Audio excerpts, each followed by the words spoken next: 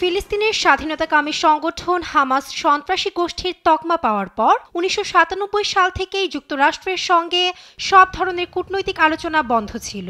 কিন্তু একদিকে জিম্মি, অন্যদিকে কে শাসন করবে গাজা, এ নিয়ে দ্বিধাদ্বন্দ্বে থাকা ট্রাম্প প্রশাসন অতীতের কূটনৈতিক নিয়ম ভেঙে হামাসের সঙ্গে সরাসরি আলোচনা করেছে, আর এই বিষয়টি হয় অত্যন্ত গোপনে।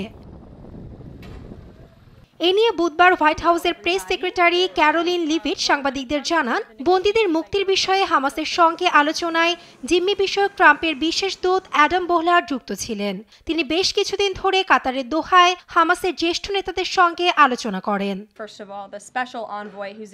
ইসরায়েলের সঙ্গে আলোচনা করতে ওই আলোচনায় অংশ নেন আমাদের বিশেষ দূত। আমেরিকান জনগণের স্বার্থে এবং সবার সঙ্গে আলোচনা করে প্রেসিডেন্ট ট্রাম্প প্রমাণ করেছেন একটি সঠিক সিদ্ধান্তে পৌঁছাতে তার সদিচ্ছা আছে। এই ঘটনাকে অত্যন্ত তাৎপর্যপূর্ণ ঘটনা বলছে আন্তর্জাতিক গণমাধ্যম। আমেরিকার দীর্ঘদিনের একটি নিয়ম হলো তারা সরাসরি সন্ত্রাসী সংগঠনের সঙ্গে আলোচনা বা সাক্ষাৎ করে না। তবে এবার সেই প্রথা ভাঙলেন প্রেসিডেন্ট ট্রাম্প। এর মধ্যে হোয়াইট হাউসের ওভাল অফিসে হামাসের হাত থেকে মুক্তি ৮ ইসরায়েলি জিম্মির সঙ্গে দেখা করেন মার্কিন প্রেসিডেন্ট ট্রাম্প। এরপর সামাজিক মাধ্যমে তিনি অবিলম্বে সব ইসরায়েলি